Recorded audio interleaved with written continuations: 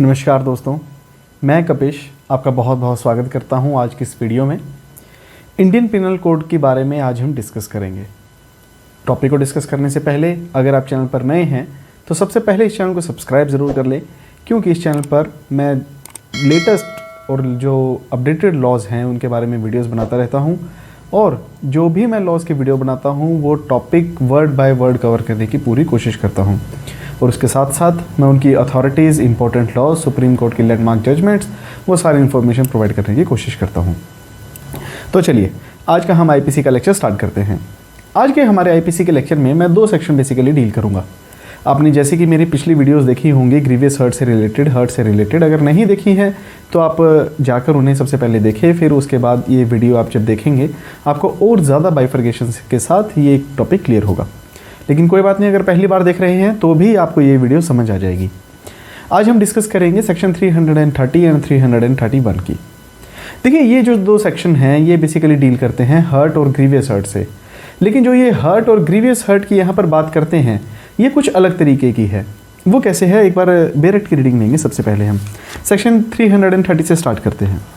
Section 330 voluntarily causing hurt to extort confession और to compel restoration of property.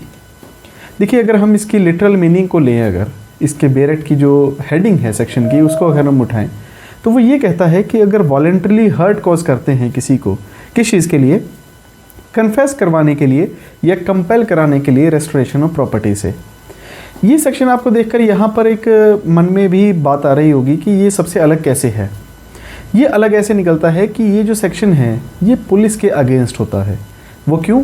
क्योंकि जो police है ये माना जाता है कि पुलिस फोर्स यूज़ करती है किसी पर्सन को, किसी एक्यूज्ड को, ताकि वो एक चीज़ कन्फेस कर ले। अगर वो ऐसा कुछ करते हैं तो वही सेक्शन के अंदर लायबल होंगे। आगे चल के आपको मैं इसकी इलस्ट्रेशंस हैं वो समझाऊंगा। सबसे पहले बेरेट को रीड करते हैं। बेरेट कहता है कि whoever voluntarily causes hurt for the purpose of extorting from the sufferer or from any person interested in the sufferer। यहाँ पे हम इसको एक बात समझेंगे कि यहाँ ये कहता है कि voluntarily causes, इस वर्ड को ज़रूर ध्यान रखना है। ये जो बेरेट के अंदर आप जो भी सेक्शन पढ़ते हैं सबसे पहला वर्ड जो होता है वो एक बहुत ही ज़्यादा मेजर रोल प्ले करता है, क्योंकि उसी के बेस पर ही आगे का सेक्शन हमें क्लियर करता है। देखिए यहाँ पर वर्ड के बेस का क्या है, बेस वर्ड है वॉलेंट्रली। जो वॉलेंट्रली वर्ड है ये समझना हमें ज़रूरी है कि वॉलेंट्रली कैसे होता है। तो आपने अगर मेरी पिछली वीडियोस देखेंगे आप तो उसमें समझ आ जाएगा कि मैंने उसमें बहुत डिटेल में बताया है कि वॉलेंट्री वर्ड का मतलब क्या है। तो वॉलेंट्रली अगर कोई हर्ट कॉज करता है, simple hurt, for the purpose of extortion from the sufferer और from any person interested in the sufferer, या तो उस पर्सन को जिससे हमें वो जो सफरर है उस पर्सन को हर्ट करता है, या उससे रिलेटेड पर्सन। कैसे, एक एग्जांपल से क्लियर करता हूँ इस लाइन को, कि एक पर्सन को, एक बच्चे को किडनैप कर लिया तो उस बच्चे को हर्ट पहुँचाने की धमकी किसको दी जाती है? उसके पेरेंट्स को। उसके फादर को फ़ोन किया जाता है कि 50 लाख रुपए लेकर आ जाओ और अपना बच्चा ले जाओ, वरना इसे हम मार देंगे। चलिए, वो मारना तो ग्रीवियस हर्ट हो गया, मर्डर हो गया, लेकिन हर्ट तो है, हर्ट का इंग्रेडिएंट तो है। एक बात समझने के लिए आप ये एग्जांपल लेकर चलिएगा कि वो जो है एक्ट उसके फादर को नहीं हुआ, लेकिन उससे रिलेटेड पर्सन को हुआ है। तो यहाँ पर वही बात क्लियर करी गई है, from any person interested in the sufferer. और अगर वो पर्सन खुद है तो मान लीजिए किसी इंसान को खुद उठा लिया, एक पर्सन को उठा लिया, उसे कहा कि इस प्रॉपर्टी पर साइन करो या फिर ये बात कन्फेस करो। चलिए, इसके बाद जो मैं आपको पॉइंट बता रहा हूँ ये कुछ अलग अलग, ये देखिएगा, ये जो मैं आगे का बेरेट आपको पढ़ूंगा तो ये पॉइंट्स में है। जैसे जैसे मैं जो लाइन पढ़ूंगा उसको एक मार्क कर लेगा, एक पॉइंट है ये। तो शुरू करता हूँ।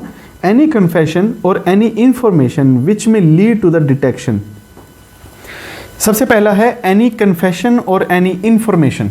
सबसे पहला है ये, इसको फर्स्ट पॉइंट बना लें कि एनी कन्फेशन और एनी इंफॉर्मेशन, इसके बारे में अगर आप कोई हर्ट करते हैं तो वो एक पनिशेबल ऑफेंस यहाँ पर हो जाएगा।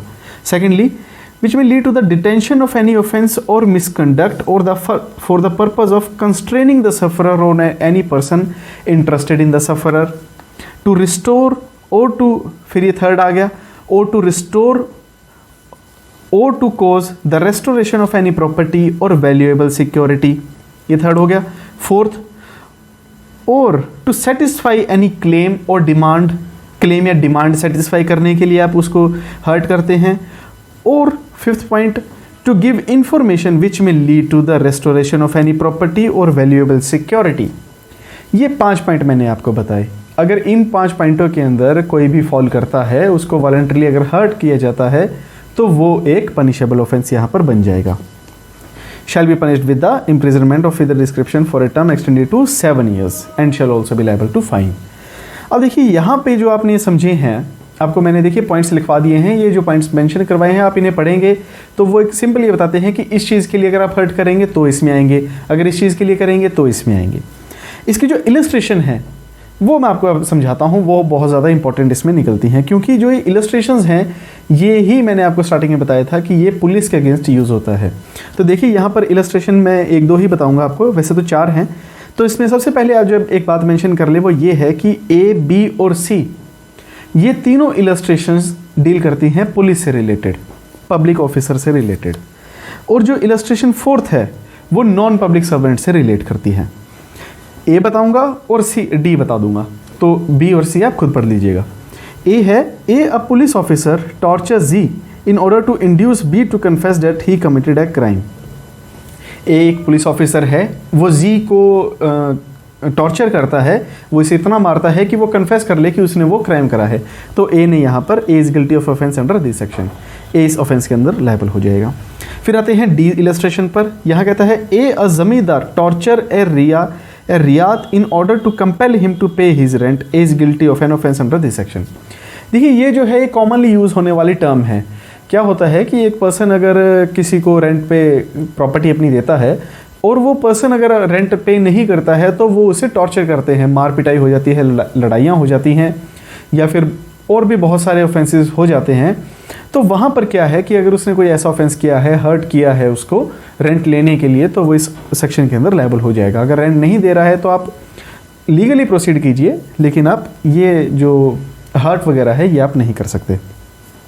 तो उम्मीद करता हूँ कि सेक्शन 330 जो है ये मैंने आपको बहुत ही आसान शब्दों में कोशिश करी है आपको समझाने की। एक एक वर्ड जो इम्पॉर्टेंट है वो अंडरलाइन करवाए हैं। उम्मीद करता हूँ कि आपने जो 1 2 3 4 5 पॉइंट्स मैंने सेक्शन 330 के अंदर बताए थे वो आपने नोट कर लिए होंगे। इसकी पनिशमेंट मैं आपको बता चुका हूँ, 7 साल तक की सज़ा है इसके अंदर, एंड फाइन है। इसमें ऐसा नहीं है कि पनिशमेंट या फाइन होगी, दोनों की दोनों होंगी। बेलेबल ऑफेंस है, trial by magistrate of the first class है। और सेक्शन 331 पर आते हैं। देखिए जो सेक्शन 331 है ये इसी का ही एक बाइफर्गेशन का पार्ट है। बाइफर्गेशन ना कहकर इसे मैं करेक्ट करूँगा कि इसी का एक सीरियस ऑफेंस है। वो कैसे कि सेक्शन 330 के अंदर बात करते हैं सिंपल हर्ट की, और सेक्शन 331 के अंदर बात कर दी ग्रीवियस हर्ट की। तो अगर कोई वही सेम ऑफेंस अगर ग्रीवियस हर्ट करते हो आप, तो उसमें जो पनिशमेंट है वो इंक्रीज़ हो जाएगी, वो 10 साल तक की हो जाएगी। एक बार बेरेट की रीडिंग लेंगे मेरे समझ आ जाएगा, क्योंकि हम पहले इसको समझ चुके हैं। Voluntarily causing grievous hurt to extort confession और to compel restoration of the property, same heading, लेकिन हर्ट की जगह क्या लग गया, grievous hurt. Whoever voluntarily causes grievous hurt for the purpose of extorting from the sufferer or from any person interested in the sufferer any confession or any information which may lead to the detention of any offense or misconduct, or for the purpose of constraining the sufferer or any person interested in the sufferer to restore or to cause the restoration of the property or valuable security, or to satisfy any claim or demand, कोई claim demand satisfy करवाने के लिए, or to give information which may lead to the restoration, कोई ऐसी information जो property को restore करवा दे, either description for a term shall be punished which may extend to 10 years। तो यहाँ पर जो है ये बहुत ही सेम वर्डिंग है सेक्शन 330 की। मुझे नहीं लगता कि मैं इनको दोबारा आपको समझाऊं, क्योंकि सारी बातें सेम हैं। तो गाइस इसको आप बहुत ही ध्यान से समझिएगा। इस सेक्शंस को, 2 सेक्शन जो हैं ये बहुत ही ज़्यादा प्रैक्टिकली यूज़ होने वाले सेक्शन हैं, बहुत ही ज़्यादा इम्पॉर्टेंट सेक्शन निकलते हैं, और ये इंटरव्यू के लिए और मेंस प्री में तो ज़्यादा नहीं आते हैं इनमें से क्वेश्चन, लेकिन इंटरव्यू के लिए बहुत ही ज़्यादा इंपॉर्टेंट सेक्शन हमारे हो जाते हैं। अगर आप एडवोकेट हैं, प्रैक्टिस कर रहे हैं, तो वहाँ पर आपको बहुत ही ज़्यादा बेनिफिशियल रहेंगे ये। तो गाइज़ उम्मीद करता हूँ कि आपको ये जो मैंने दोनों सेक्शन बताए हैं ये आपने पॉइंट वाइज नोट कर लिए होंगे, और वीडियो पसंद आई है तो इसको लाइक ज़रूर कीजिएगा। फ्रेंड्स नए हैं तो चैनल को सब्सक्राइब ज़रूर कर लीजिएगा और अपने फ्रेंड्स के साथ इसे शेयर ज़रूर कीजिएगा। अगर आपका कोई भी डाउट हो आप मुझसे कमेंट सेक्शन में पूछ सकते हैं। अगर आपका कोई भी सजेशन हो तो भी आप कमेंट सेक्शन में अपना सजेशन मुझे दे सकते हैं। तो गाइज़ आप इसे शेयर ज़रूर कीजिएगा। आपका एक छोटा सा शेयर हमारे लिए बहुत ही ज़्यादा बेनिफिशियल रहेगा। उम्मीद करता हूँ कि आप हमारे चैनल के साथ जुड़े रहेंगे और आगे की वीडियोस देखते रहेंगे। Thank you so much. Bye bye, take care.